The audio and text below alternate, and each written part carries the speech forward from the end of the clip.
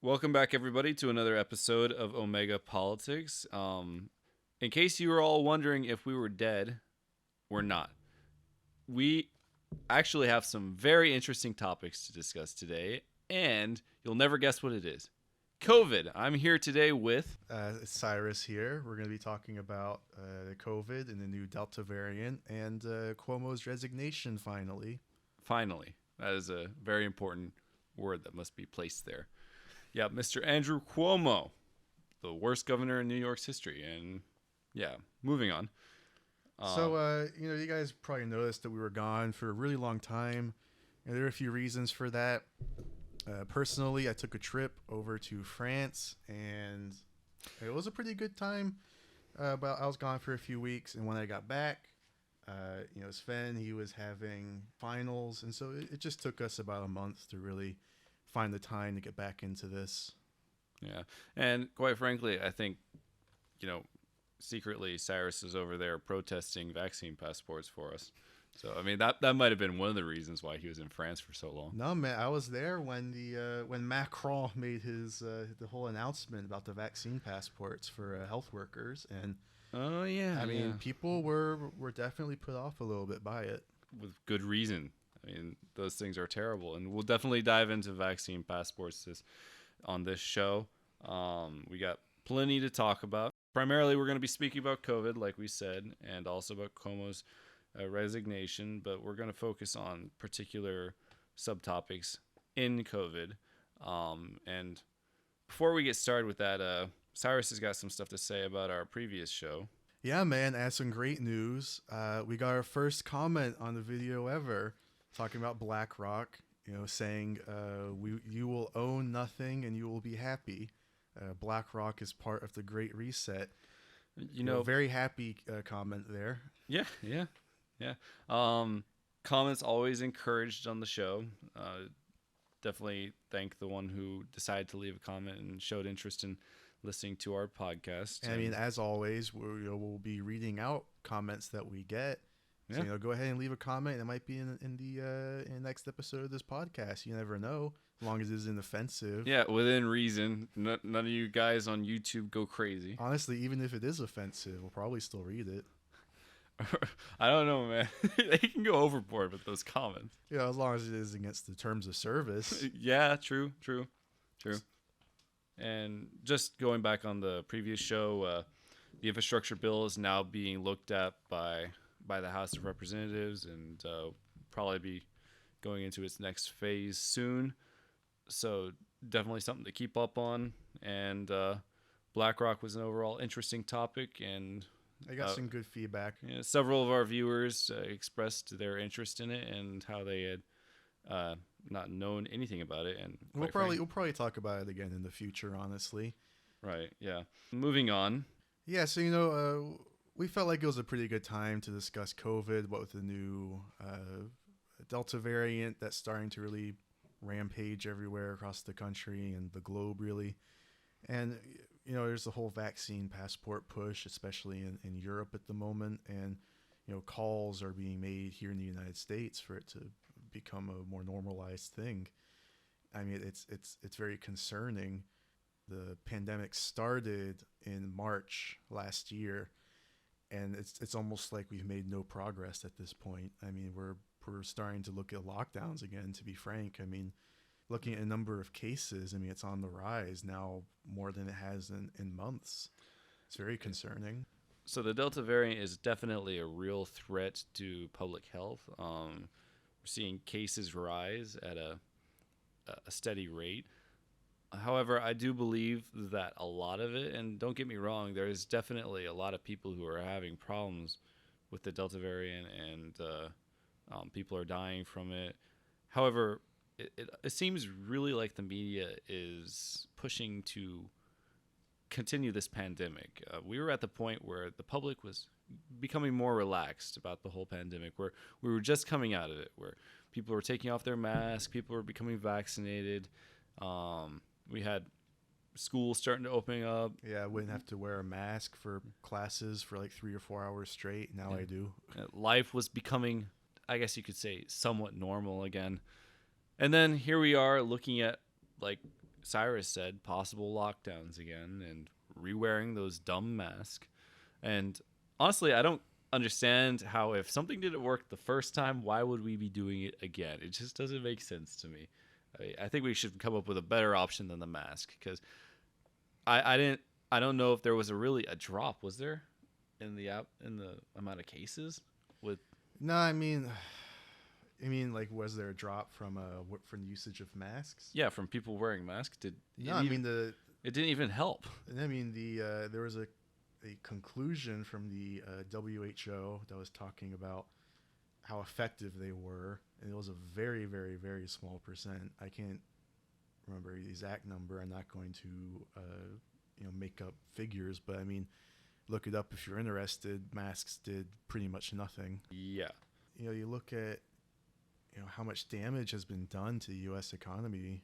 I mean, how much damage is continuing to be done, and how much is probably going to be done in the future as we keep progressing this way. The last show we spoke about gas prices and lumber prices and raw materials.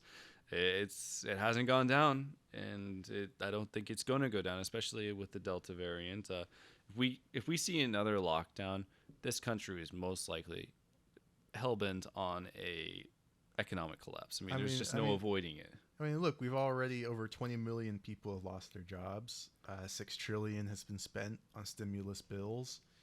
Over a third of small businesses have closed. Whether they'll reopen or not, I don't know, but that's how many have closed. These numbers are especially high in blue states, which are the ones that have all these restrictions and these really, these huge lockdowns.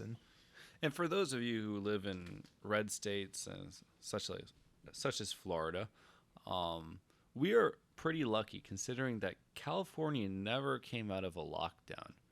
I mean, people there were still locked down almost to this day. People were not allowed to go out and live their lives. And quite frankly, I'm surprised those states even have an economy. I mean, it's just going to get worse, I feel like. I mean, we're already looking at, this huge rise in inflation. We're 5%, which is the worst since 2008. I mean, it's just getting worse.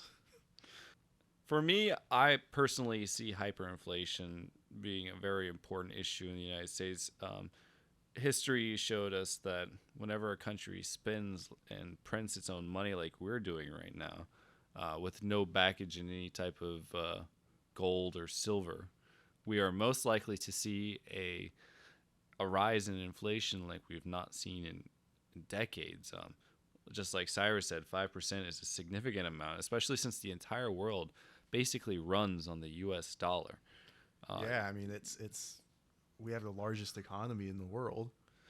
If the dollar crashes or rises even a little bit, it's just going to hurt everybody. We got to make sure that the country doesn't get to that point. And the only way we can save the dollar is by saving the economy. Because if the economy is doing well, money's flowing really well in the country, then there's no reason to print money excessively because it's flowing. But most governments feel like they can print money. What are you talking about? We can just print money. Yeah, just chop some trees and print some money and everything works out. Every country that's tried it has never had a problem with it. Where are you going to get this $100 trillion from? We'll print it. We're the government. Come on. Yeah, we'll just print more money. What are you talking about? Newsflash, it doesn't work like that. So, I mean, man, it's just going to get worse. I mean, we're looking at this Delta variant. They've been calling it the fastest and fittest variant yet, being as much as 50 to 60% more transmissible than the Alpha variant. The perfect specimen. Yeah, man, it's this perfect specimen. I mean, the Alpha variant was already more transmissible than the original strain. And I mean, at this point, it's just wreaking havoc in India and the UK. I mean, you look at Europe, and they are starting to do these vaccine passports. And for those of you who do not know what a vaccine passport is, a vaccine passport is kind of like sometimes it's on your phone and in a mobile application with a QR code saying that basically you've been vaccinated and people can come, but you can scan it and get into places to eat or to go buy clothes and just basic amenities. Um, Vaccine passports have been prevalent in Europe. That's where they're really pioneering them right now. And sometimes they can be just a simple card saying you've been vaccinated.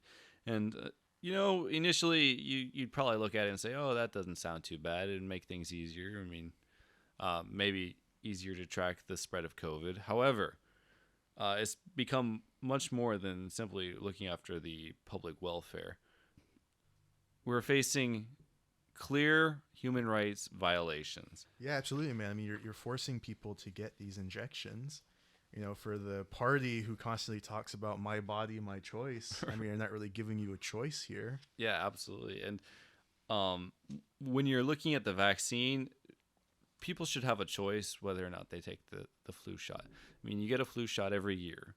That is if you want to get a flu shot. And me personally, I haven't gotten a flu shot in a long time. It just, if you're young and you have a pretty good immune system, there isn't really a need to get the flu shot.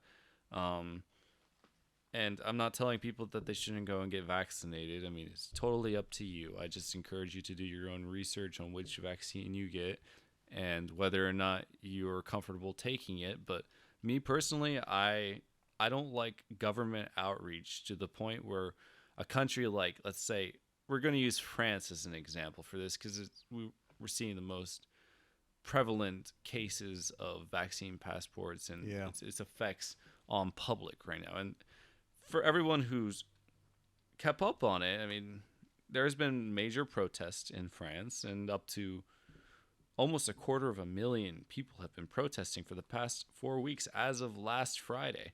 For those of you who don't know, I mean, their president essentially told people, get vaccinated if you're a health worker, or you will be fired or lose your job.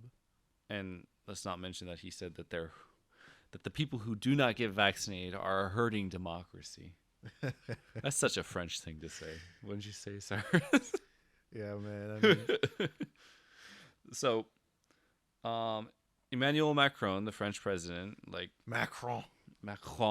he was one of the first to really say in his country that vaccine passports would be mandated and that they would be required. And now you're seeing these protests where thousands and thousands of people are going in the streets of almost every city in France and breaking down shelters, breaking down places to get vaccinated and get tested for COVID, and just trashing everything because people want their freedom. They want to be able to choose whether or not they take something. Yeah, look, man, I don't blame him. I mean, I'm vaccinated. I had to get it when I traveled. However, whether I would have gotten it if I didn't have to, I'm not sure. But I really disagree with a government forcing people against their will to have to get. And that's the major vaccine. problem right here is the government reaching into the public's or just the average individual's life like they're doing. They're just putting their fingers all in the pie. It's just, personally, I find it appalling. The government should not do this. The government should run its country and not get in individuals' lives. I mean, their lives absolutely. are hard as it is.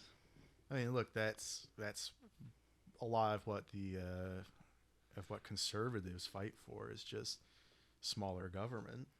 We don't want the government constantly interfering in your life. And, the quote from Benjamin Franklin, those who sacrifice freedom for security deserve neither. This is perfectly relevant in this situation. People are so afraid of COVID that they don't even know they're giving up their freedoms. Basic things. You give up personal liberties for security. That's pretty much what people are doing unknowingly at the moment. And it's really, I just don't agree with it. No. And these people protesting in these European countries, primarily Germany, Italy, and France, I personally believe they have every right to protest it.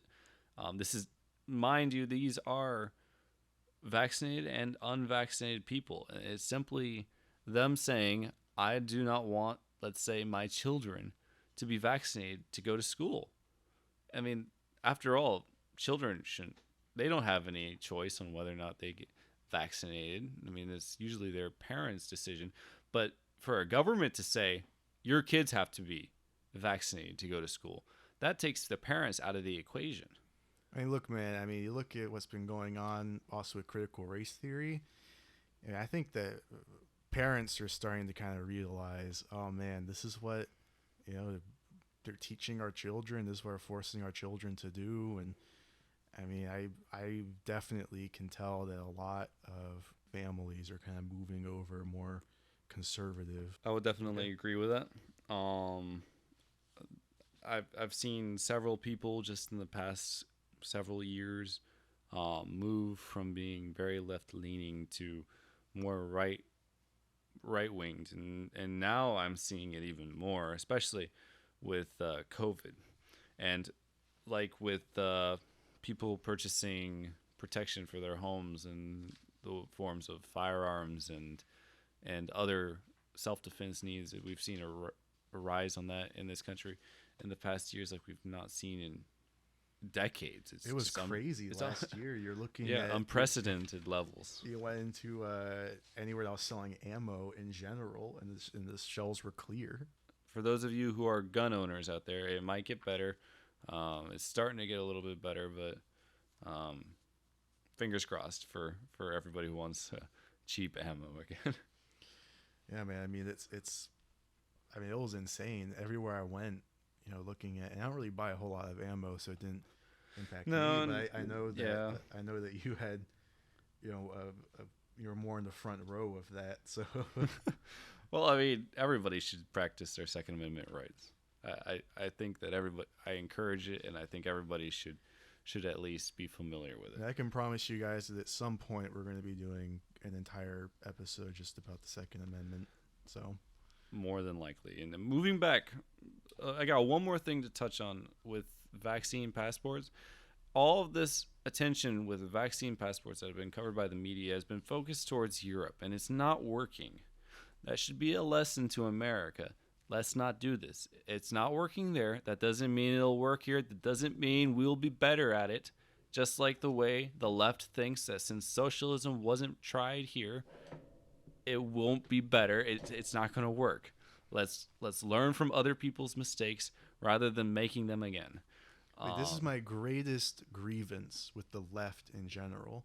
It just seems like they don't learn from history. they really should. They just the proof is already there. This has been tried. Why are you gonna try it again? It didn't work already. It hasn't been tried in any country. It's worked. I mean, Oh, look at we Cuba. Cuba's even starting to come out of it. I mean, God willing. yeah, man. I mean, we've been following what's going on in Cuba pretty closely. We thought about doing a show on it. We just had some time constraints, but I mean, we follow it pretty closely. It seems like it's the media is not talking about it as much anymore, but it's still No. very much an ongoing thing. Right. And as soon as something happens with Cuba, and I want everybody in the audience to, this is something that I noticed, and Cyrus, tell me if I'm not the only one. Whenever I would read an article, it didn't matter the news source, they would refuse to call Cuba a communist country. They would. Maybe on one or two articles, They but called it typically, totalitarian dictatorship. They called it everything except what it really is in its essence. if you look up, Cuba and communism, you'll probably find a couple articles about it. But I mean, you're very right when you go and you look at the articles that are being they're being pushed out by large news sources. You're right; they don't call it that. Yeah. Yeah. Anyways, wrapping up the vaccine passports, and basically the point I wanted to make was that American citizens should learn about what's going on in Europe. They should see that it's not working. Let's not do vaccine passports. It's a great human rights violations to begin with, because you're gonna make normal people criminals. Is what you're gonna do. You're gonna turn people who don't want to do something, not because they want to hurt anybody per se. or to get anybody sick. They just don't feel comfortable taking a vaccine that has not been approved by the FDA other than for emergency use only. They don't want to take the vaccine, and I perfectly understand that. Yeah, I would never force anybody to. I would never tell somebody you need to get this vaccine. It's awfully sketchy that a government is pushing it so much. It just seems kind of strange that everybody's like, get the vaccine, get the vaccine, get the vaccine. Maybe there's something else behind this. Maybe some money. Or some maybe some political motivation. Yeah, definitely. Well, Yeah. speaking of political motivations, by the way, I have absolutely amazing news. We spoke about it at the beginning of the show. Andrew Cuomo has finally resigned. He will be gone, I think, in about a week now, maybe a bit less. Finally. Yeah, like a week and a half now or something. He bought himself 14 days, basically. And I mean, And all the cringe that came from the comedians that sucked man. up to him so much. This and guy, they all started turning on him. yeah, they turned on him. They said all sorts of stuff. It wasn't clear from the beginning. I mean, come on, people. The guy was a weirdo, and the guy was a terrible governor. I mean, he really did fight. I have to give it to him. He fought tooth and nail against all reason. He kept fighting until a 168-page report was open to the public that pretty much concluded beyond any reasonable doubt that he had in fact sexually harassed multiple women, including current and former state employees. I mean, I had to give it to him. He called himself a fighter. Yeah, the guy, he freaking, I guess he was a fighter. I don't know why he kept going so long. He should have just got out before that report ever came to light. He's a cringy guy. I will say that.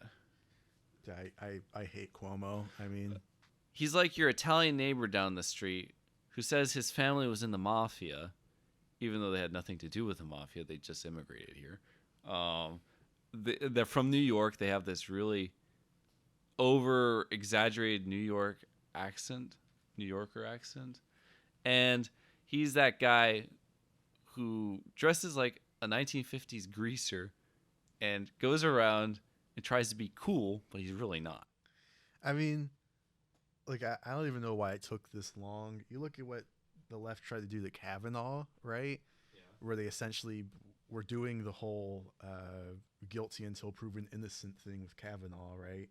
Yes. And I mean, they waited a pretty long time to really pull the trigger on By the way, Cuomo. Finally, they did, and now he faced so much pressure from both sides. He just had to get out. and just to let y'all know that Kavanaugh is starting to get an investigation again. They just don't give up. Yeah, and I mean, I'll be honest. I don't want to get on freaking Andrew Cuomo's side or anything.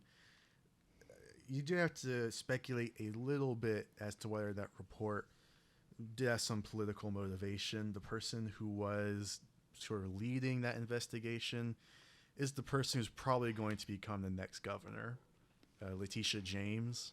Yeah, the lieutenant governor. Yeah, I mean, she definitely is probably in line to become the next New York governor. So she had all the motivation to get him out. So I had to give that to him. I would be a little speculative as to how much of the report is true. I'm not saying it's false. Hey, But I mean, in my mind, I was certain that he was guilty of those allegations a long time ago. So I think most people already knew those allegations, but now that it's gone public, you're definitely right. It definitely could be a political gain. But let's just say this. It's a blessing for New York that Andrew Cuomo is gone. He is responsible. He is responsible for the deaths of many people due to COVID and his poor running of the state. He has destroyed the New York economy to the point where it's appalling to look at. It's just terrible. they lost so many small businesses there. So over many COVID. small businesses. And I know that the country in general lost a lot of the small businesses, but New York was one of the worst. Not to mention that the population of New York has dwindled to the point where Florida has overtaken it, and New York has been one of the most populous states in history of the United States, and now it's losing points on the electoral college because so many people have moved out of New York. I mean, it's. I think people are finally just starting to realize, you know what, maybe this doesn't really work that well, this whole system. Nope. But No, but who's to say that maybe this report wasn't made by AOC and maybe she wants to be governor of New York? dude, I'd like to see how her green. Break that entire, just cut the bridges if she becomes the governor of New York. I was watching some Tucker Carlson recently, and it was about Andrew Cuomo's resignation, and it was quite funny to watch how during Cuomo's speech he was trying to make. Did you pick up on him trying to make subtle jokes? There was a lot to pick. I don't know if it's just his personality. I mean, maybe he talks that way. He definitely was trying to make a little light of the situation. I don't know. The guy, cringe. He's cringeworthy. I can't stress that enough. The guy is. You look at him, and you're like, whoa, that's a rough looking dude.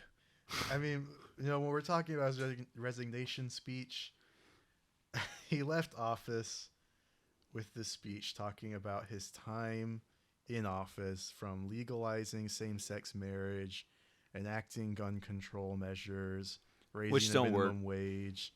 He was basically just, which by the way, any governor would have done all those things. That's just what America in general was doing. No. Let's just say that every liberal governor would do something like that. Because come on, that's what you just said is every liberal governor's dream. Gun control, higher minimum wage, maybe add some same-sex marriage in there, and to top it all off with the cherry, I would say add some higher taxes and some welfare and some assisted living. Yeah, a little bit of welfare in New York. Some welfare. I mean, come on, the freebies. You got to add the freebies. But I mean, like he's just trying to brag about this stuff while he's there. He's trying to leave behind his legacy, right? And there is no legacy. He's going down. Yeah, it's gonna be very tough. But I mean, he claimed in the speech all the allegations. He didn't say they were wrong. He said that they were misunderstandings. He said that he does the same sorts of things with the men that work with him. Oh my gosh. Says that he also hugs men and kisses them as well. I mean, sure, family, yeah. I mean, that's one thing, but friends, I don't know. Do you kiss your male friends? That was just a really great quote. Yeah, it's all misunderstandings. I do all this stuff with men too. That makes it all right. He said, in a direct quote, "In my mind, I have never crossed the line with anyone, but I didn't realize the extent to which the line has been redrawn." That is basically admitting it. He just basically said that he did those things. He's just saying, I didn't know that those were wrong. It was okay back in my day. But now it's not okay. I think the standard was a little bit higher back then, wasn't it? I mean, oh my gosh. Watching his speech, it was, I really didn't know which direction he wanted to go. He basically turned the gun on himself and pulled the trigger. It was a bit of a train wreck of a speech, but I mean, he wrote it himself. He lost his let's just say that his speech writer was a female, and when she found out about this, she quit. I mean, he definitely. I mean, every public appearance he's made lately has been pretty bad. So this was just kind of par for the course, right? Right. But yeah, it was not. There were some chuckles in it for sure, ones that he did not intend. As soon as I heard him saying that he also likes to hug and kiss men at work, I immediately wrote it down. Oh my gosh. Yeah, I mean, he just admits it essentially. And I mean, he doesn't. Hugging and kissing men. Too. That's if you have to listen to his speech to really get what I'm talking about. This guy is not remorseful. Okay. Yeah. Here's the way he's talking. I'm really sorry about those things that I did. It's like it's not remorseful. You're basically just reading off of some little index cards or something that you wrote for yourself. Hey, Say you're sorry. man, I just want to say that when we were having our get together, I put all the checks on your tab, and I'm really sorry. I really am. But it was a great meal. I do appreciate it. So you're saying, Cyrus, that this is Mr. Cuomo. He's hanging around in his office and he sees one of the ladies at the coffee machine. So he comes over and says, "Well, you got a pretty nice cup there." And that's a big cup of coffee, if you know what I mean. It's an awfully hot coffee pot. And then he goes ahead and hits that coffee pot. And it wasn't actually the coffee pot he hit, but it's okay because he did it to a man as well. Yeah, man. He's not a sexual. He's just a sexual assailant. He's not sexist, right? Nor homophobic. Yeah, he does it to both. He's definitely a liberal. I mean, let's think about it. Equality. Yeah, I'm glad he's gone. I'm a little afraid of who's going to take his place because I do not like that Letitia James person. It's a shame that Rudy Giuliani can't run. He'd be pretty good, I think. I don't think he would get in though. No.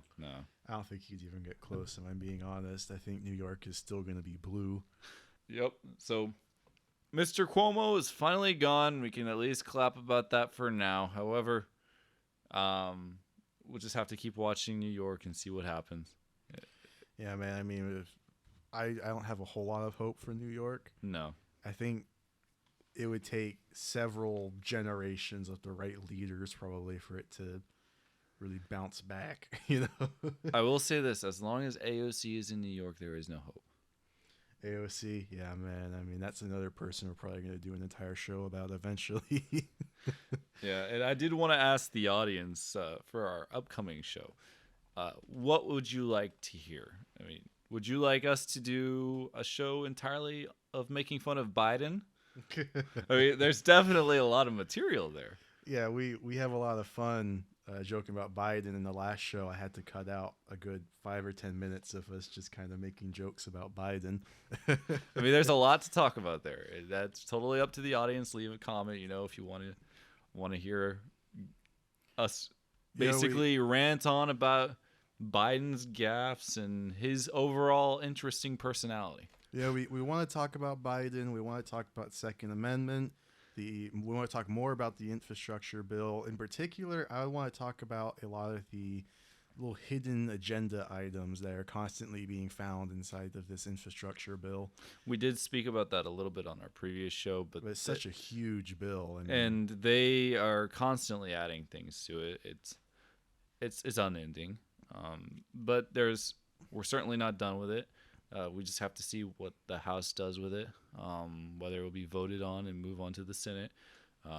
We're basically waiting right now, and we'll see. So we have a lot of topics to talk about in the future. Just let us know if there's any that you want us to bring up in particular. And as usual, definitely leave a comment in the description. And don't forget to like and subscribe. Also, we do encourage you to watch our previous show and see if you enjoyed us eating crickets at the end of it. And if you thought that was a good skit, and if you'd like to see us do more of that. Just not crickets. Yeah, not crickets. That tasted like that was like just a really tasteless shell. I said it was like a stale potato chip. I didn't think it was that bad. No, it was like a tasteless potato chip. A shell of a tasteless potato chip. But thank you all for listening. I really do appreciate our audience, and hope that you'll tune in next time. Yeah, now we're back. We're going to try to make this more regular. Expect another episode sometime in the next 2 weeks, and we'll see you guys soon. Thanks for listening.